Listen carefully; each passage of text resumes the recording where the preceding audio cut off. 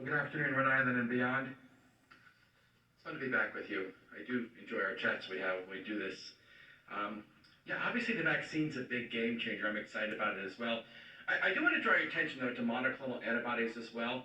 You know, one of the concepts that's really ingrained in medical schools, if you're going to order a test, whatever the test might be, what are you going to do with the result? And I think when we think about testing, we talk a lot about testing.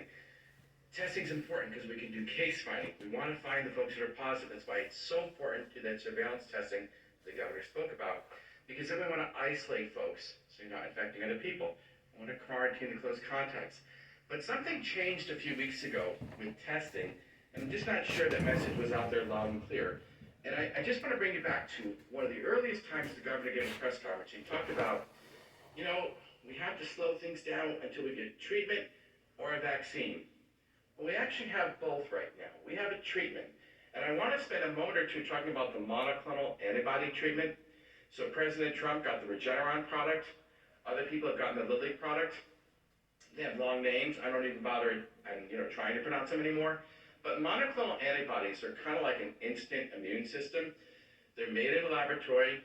They're infused through an intravenous catheter. If you're wondering what an intravenous catheter is, or an IV, just put a little needle in your hand, one of your veins of your arm, and then you sit in a chair. You sit there for an hour, they just infuse it slowly. You don't feel it going in. It takes about an hour, then they watch you for an hour longer to make sure you handled the medicine okay. There's a limited supply in the United States of this monoclonal antibody, but Rhode Island's been very fortunate in getting what we're getting. So, my thanks go out to Lifespan. They've done a great job. Dr. Cunha over at Lifespan done a great job of setting up an infusion clinic. He's an infectious disease expert, done a great job at that. Dr. Erica Hardy did a great job at Care New England getting an infusion clinic together going. So we have a treatment now, and why having a treatment is really important is I really do want to keep you out of the hospital. I mean, I'd love to not have you have this disease, but I want to keep you out of the hospital. And I want to keep you healthy, right? But this is a treatment. This treatment, though, works best if it's given soon in the course of your illness. In other words, if you got so sick you end up in the hospital, the data shows it's too late. The medicine's not going to help you.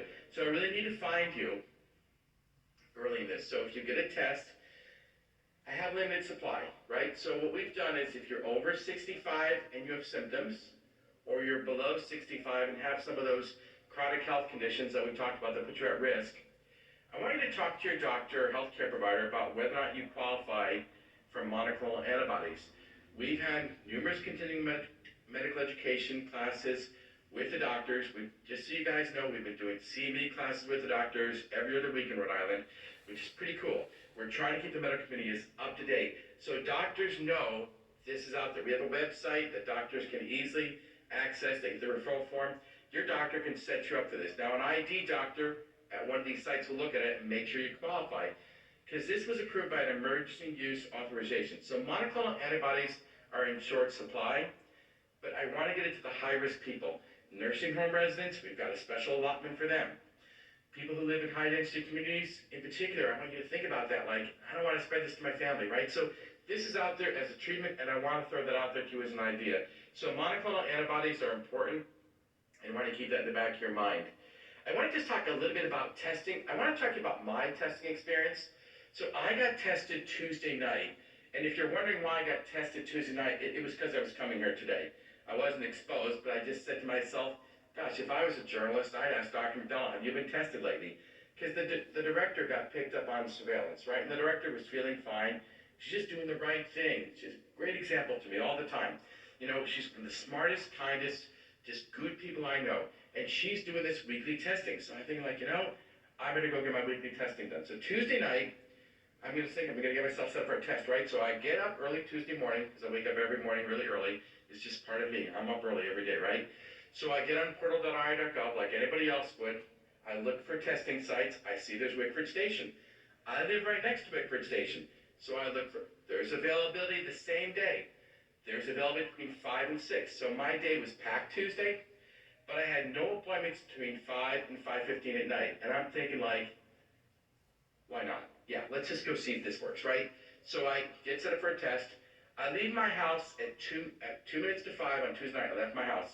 Now I had a conference call at 5:15.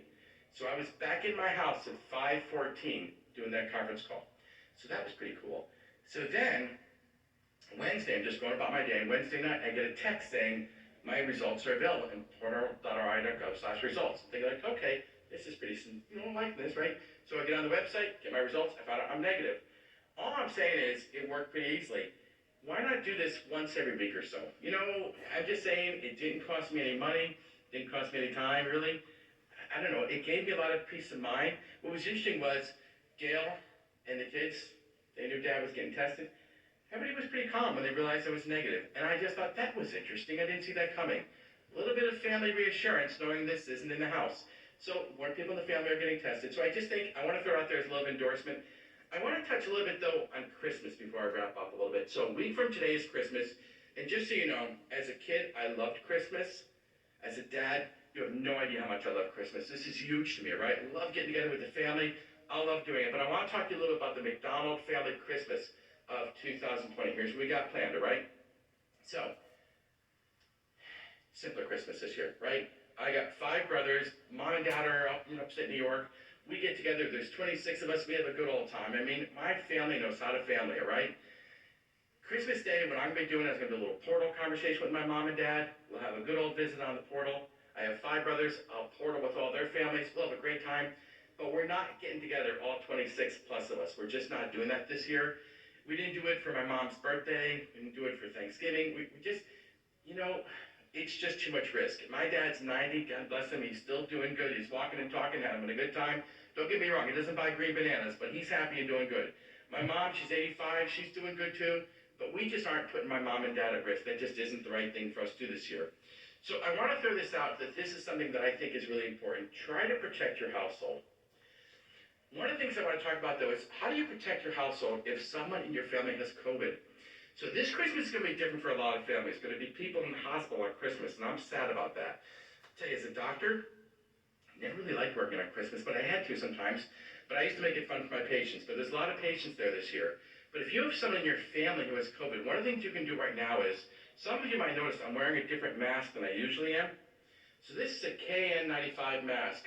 It provides source control, so I protect you, but it actually gives a fair amount of protection for me from the rest of the world around me.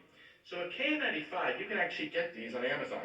So I'll show you, here's what I got here today. I bought these on Amazon. They're not that expensive. They come in little packages of 5. And I'm thinking, if you have a COVID positive person in your house, or you think you might at some point, this would be a good thing for the person who has COVID to wear if they can, if they're comfortable wearing one, but for the other family members to wear as well. If you have someone in your home who has COVID, if everybody wears a mask, that's best. Now keep in mind, we do want you to isolate inside your home. If it's possible, you want to have your own bedroom, your own bathroom, if you can do that kind of thing. Not every home's set up that way. But a mask inside your house is a way to protect your family. So, it sounds kind of depressing what I'm talking about. Christmas sounds a little bit different, but I was inspired as a kid by a Dr. Seuss book. I think you know where I'm going with this, my friends.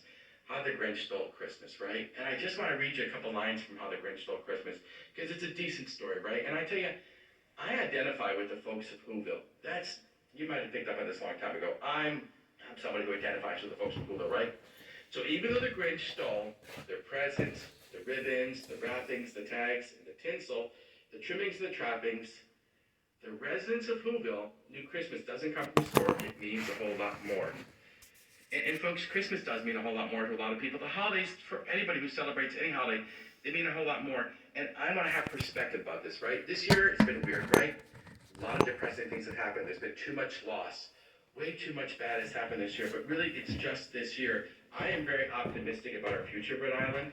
And I tell you one thing, I think about this, like if you've ever driven your kids on a family vacation, I've done this too. My Christopher, God bless him, he's 17, but oh my gosh, even to this day, I hear, are we there yet? Are we there yet? And I think so often, this feels like a vacation that just won't end. We're driving like who knows where, right?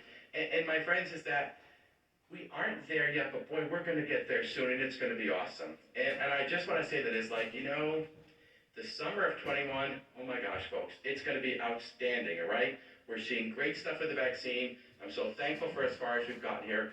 And so with that, I just want to say, look, this Christmas is going to be different, but it's going to be setting us up for a great 2021. With that, I want to turn over to the governor for questions, and thank you for our time together.